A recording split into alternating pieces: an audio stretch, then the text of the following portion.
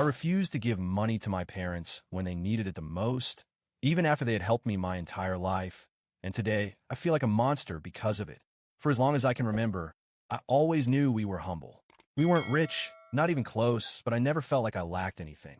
My parents always found a way to provide me with everything I needed, and that included much more than just food and clothes. They gave me opportunities. My father worked from sunrise to sunset, taking extra shifts and accepting any side jobs he could find. My mother, just as dedicated, juggled two jobs to make sure I had something they never had, a quality education. They believed that studying was the key to a better future, so they did everything they could to enroll me in the best schools possible, even if it meant constantly living on the edge financially. But as a child, I never realized that. To me, my life was normal. I went to school like everyone else, had lunch packed in my backpack, and wore sneakers that weren't the most expensive, but weren't the worst either. My parents never let me see the weight they carried. I didn't notice the overdue bills, the nights my mother slept less because she took on another shift, or the days my father came home exhausted but still sat with me to help with my homework. And the funny thing is, I always had an entrepreneurial spirit. Maybe it all started with a game that marked my childhood, Habbo Hotel. I was completely addicted to that game. Anyone who has played it knows how it works. To stand out, you needed money, the famous Habbo credits. And I wanted status in the game. I wanted the best furniture to create popular rooms, to make deals.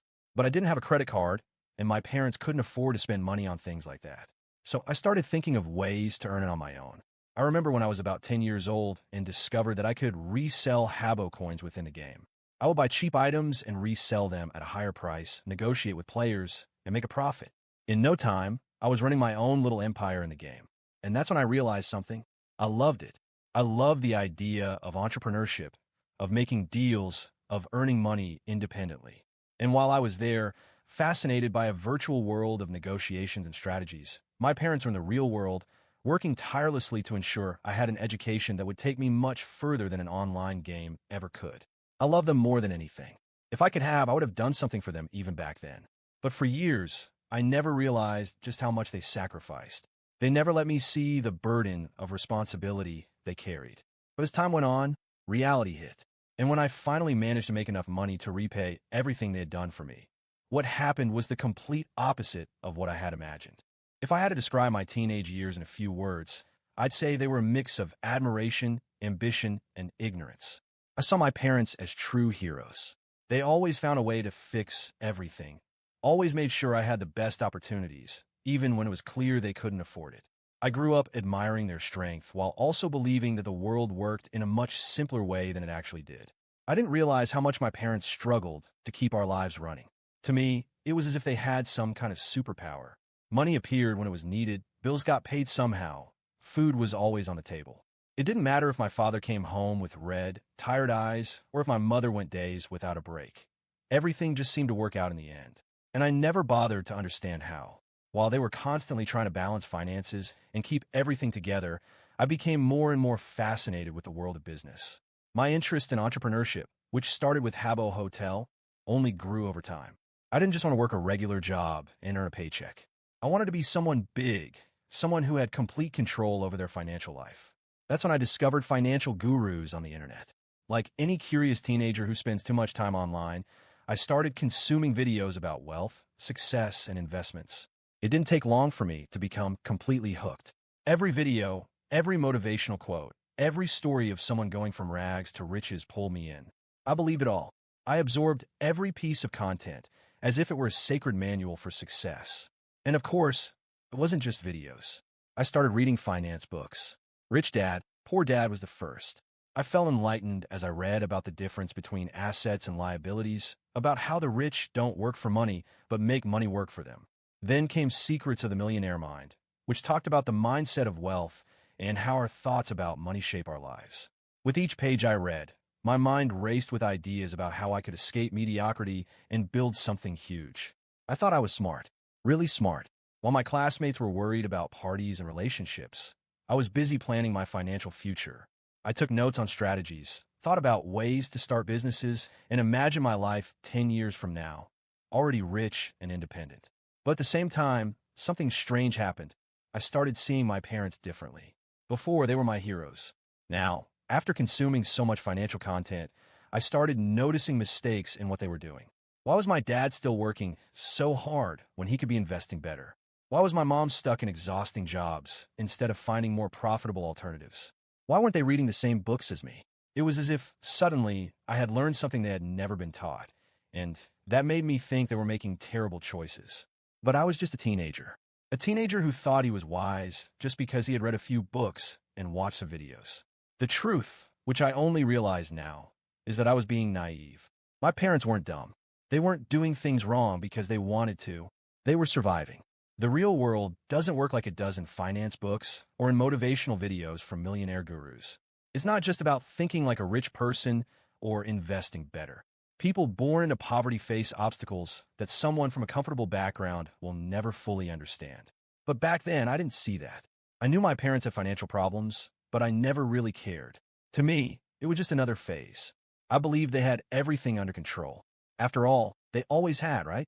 I had never lacked anything, so why should I worry? I saw my dad sit in silence, staring at the bills on the table. I noticed when my mom seemed more exhausted than usual after a long day. But I never asked if they needed help. I never tried to understand the burden they carried. Because in my teenage mind, money was just a matter of mindset. And if my parents were always struggling, maybe the problem was how they thought about money. Today, that thought embarrasses me. I didn't realize my mother was sacrificing her own health just so I could continue attending the good school they had chosen for me. I didn't notice that my father was wearing himself down more and more each year from all the heavy labor. I didn't see that they were slowly sinking, all to give me a better future. And I, in my peak teenage arrogance, thought they just weren't thinking about money the right way. It's hard to admit this now. Back then, I only cared about my own plans. I wanted to be rich, successful, independent. My parents? They could keep figuring things out, as they always had. It took me years to understand how blind I was. But at the time, I was still fully committed to my dream of entrepreneurship, convinced that I knew exactly how the world worked. And while I was preparing for my great journey to success, my parents continued living one day at a time, carrying a burden I would only come to understand much later. That's when my life took a drastic turn. After spending years consuming books and videos on finance and entrepreneurship, the time came for me to decide my future. I was still young, full of ambition, and determined not to rely on anyone. After finishing my studies, I took a public service exam and, to my surprise, passed. It felt like a dream come true. Job stability, a guaranteed salary, benefits. It was everything someone from my background could ever hope for. My parents were proud. To them, this was proof that all their sacrifices had paid off. I had finally secured a stable position, free from the hardships they had endured their entire lives. But deep down, something didn't feel right. The problem was, I didn't want stability, I wanted freedom. I wanted to put into practice all those entrepreneurial ideas that had been growing in my mind since childhood. Being tied to a fixed job with a salary cap felt suffocating. The longer I stayed in that job, the more I felt like I was wasting my potential. So, after several months, I made a decision that many would consider reckless. I quit to start my own business. My parents were surprised, but didn't criticize me. They simply asked if I was sure. And with the arrogance of someone who thinks they know everything, I confidently said yes. I explained that I was tired of depending on a fixed paycheck and wanted to build something of my own, something big, and they supported me. Even though they didn't fully understand what I was trying to do, they stood by me. At first, I was filled with confidence. I invested all my savings and launched a small business. I was convinced that, armed with the knowledge I had gained from books and financial gurus, I would soon turn this project into a thriving company. But reality hit me hard. Entrepreneurship wasn't as easy as the books made it seem. The market was ruthless, customers didn't appear as expected, and expenses were far higher than I had anticipated. Within months, my business started sinking. I tried everything. I cut costs, looked for ways to boost revenue, experimented with different marketing strategies. But nothing seemed to work. Each month, money became scarcer, and the bills piled up. And yet, my parents never stopped supporting me. They saw my frustration, saw that I was on the verge of failure, but never once discouraged me. Instead, they kept reassuring me. Every time I came home feeling defeated, my father would say, "Everyone who has succeeded has gone through struggles first. Don't give up now." My mother comforted me, telling me everything would work out, that I just needed to keep pushing a little longer. They stood by me, believing in me, cheering me on, while I didn't even realize they were drowning in debt themselves. It was only when I started paying more attention that I noticed something strange. Despite working for so many years, even earning enough to live with a basic level of comfort, my parents were always in debt. No matter how much money came in, they could never seem to get ahead. And with all the arrogance I still carried, I decided I was going to help them. After all, hadn't I read all those finance books? I knew about investments, budgeting, and how to manage money. I felt entitled to give them advice, as if I had discovered truths they had somehow missed. So I started giving them financial tips. I told them to stop spending money on unnecessary things, that they needed to invest smarter, avoid installment payments, cut down on frivolous expenses. I spoke as if I had all the answers, as if their financial struggles were simply due to poor money management. What I failed to realize was that I myself was going broke. I, who thought I was so financially savvy, who wanted to teach my parents about money, was on the verge of bankruptcy. I preached about financial intelligence while my own business was collapsing. And that was when I finally saw the truth. My parents' problem was never just money. I could have given them any amount, paid off all their debts at that moment, and within months, they would have been in debt again. Because the problem was deeper than that. It wasn't just about how much they earned. It was about how they viewed money. My parents had grown up in an environment of scarcity. Their entire lives had been about survival, about making ends meet, about making sure I never went without. To them, money was never a tool. It was a constant source of stress, something that was never enough. They had become accustomed to always living on the edge. Whenever they had extra money, instead of saving or investing, they would spend it on something they had wanted for a long time. Because after years of sacrifice, they felt they deserved a little happiness. And I couldn't blame them for that. They had spent decades denying themselves luxuries. How could I expect them to suddenly start acting like the wealthy businessmen from the finance books I've been reading? At that moment, I finally understood. Money isn't just about numbers. It's not just about cutting expenses or making smart investments. Money is tied to emotions, to fears, to deeply ingrained beliefs. And in that moment, I realized my parents didn't need my financial advice. They needed me to understand them. And for the first time in my life, I truly saw my parents. Not as heroes, not as people who were making mistakes and needed fixing, but as human beings, people who had spent their entire lives fighting, failing, learning, and doing the best they could. From that moment on, everything started to change. But it would take time before I fully grasped the true impact of this realization. After the failure of my first business, I spent years trying to rebuild myself. I didn't want to go back to a traditional job. Entrepreneurship was still my goal, but this time, I needed to be smarter. That's when I fully immersed myself in the world of digital business. I spent months studying, testing strategies, and investing what little I had left in courses and tools. I worked with affiliate marketing, tried dropshipping, created monetized blogs. I experimented with everything. Some projects brought in small returns, while others were complete failures. During this process, I started recognizing my past mistakes. I had been arrogant. I thought I knew everything about money just because I had read a few books and watched some videos online. But nothing replaces real experience. The business world doesn't follow fixed, predictable rules, and I had learned that the hard way. While I was trying to rebuild myself, my parents continued living as they always had. The difference was that now, they were elderly and even more consumer-driven. They hated the idea of living with restrictions. Even when money was tight, they would rather spend everything than go without something. To them, not having meat on the table was unthinkable, even if it meant taking on more debt at the grocery store. If they could pay in installments, they did. If they could borrow money, they would. And this became an endless cycle. I saw what was happening and tried to help. I didn't want them to struggle, so I started offering suggestions. I proposed a realistic financial plan tailored to their lifestyle. I showed them how they could save without giving up everything, how they could reduce small expenses and slowly get out of the financial hole. But every time they saved in one area, they spent more in another. If they managed to lower their electricity bill, they would use the savings to buy something unnecessary. If they avoided a new loan this month, by the next month, they had already taken out another one. It was frustrating. I tried talking to them, explaining, showing the numbers, but it was like talking to a wall.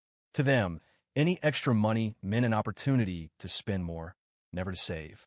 At that point, I decided to stop insisting and fully focus on the digital world. After so many failures, I finally got it right. I created an online store that started doing extremely well. It was a simple idea, but well executed. I learned from my past mistakes, and this time, I built everything with strategy, without rushing, and without letting blind enthusiasm take over.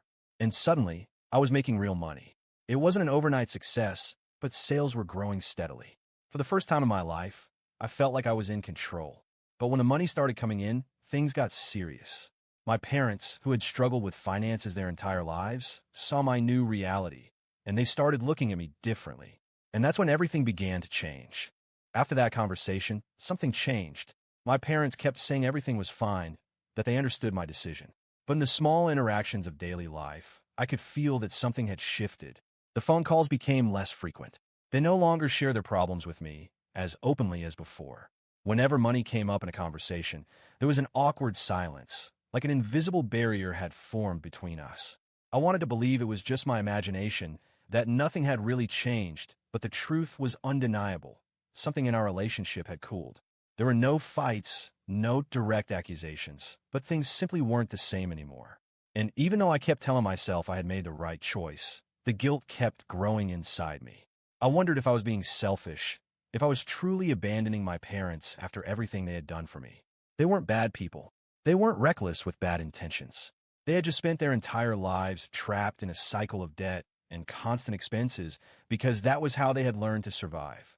And now, with all the financial stability I had worked so hard to build, I was refusing to help them. Every time I saw them, I noticed how much older they had become.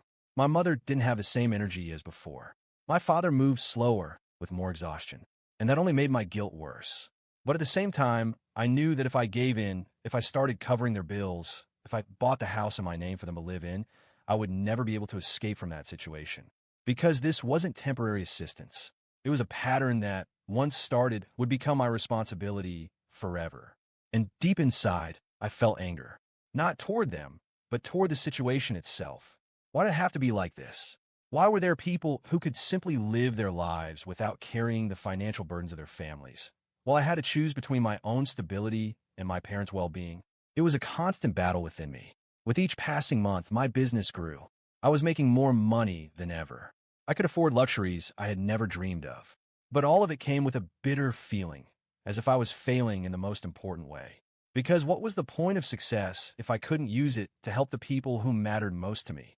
But at the same time, what was the point of helping if it meant sacrificing my own financial future and repeating the same cycle I had worked so hard to break free from? It was a question with no answer. And while I kept battling with my own thoughts, my parents slowly started to drift away. Not in an obvious way, not with fights or arguments, just with silence. A silence that hurt more than any accusation ever could. With my store growing and my financial stability secured, I decided it was time to take the next step in my life. I wanted to expand my business, invest in physical stores, and, most importantly, move to a new city to live the life I had always dreamed of. I had worked too hard, failed, learned, and now I wanted to enjoy this new phase with more freedom. During a phone call with my parents, I told them about my plans. I explained that I was moving, that I wanted to invest in new opportunities, and build something even bigger. They listened carefully, without interrupting. But at the end of the conversation, the inevitable question came up. "And the rent here?" My mother asked in a cautious tone. It was something I had expected. Until now, I had been paying their rent. Not because I was obligated to, but because I could afford it without affecting my finances. But now, with my move, I didn't want to keep paying two unnecessary rents. I knew that would set a precedent I didn't want to establish. So I was honest. I explained that it didn't make sense for me to keep paying if I wasn't going to be there anymore. That I wanted them to learn how to manage their money without relying on me. If it weren't for my store, how would things be today?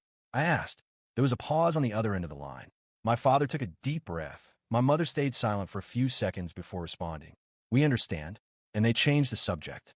But I knew that, deep down, everything was not fine. They didn't say they were hurt. They didn't make a scene. But I could feel that the conversation hadn't been easy for them. And after I hung up the phone, I just sat there, lost in my thoughts. I worried about them. That was why I kept pushing the conversation about finances.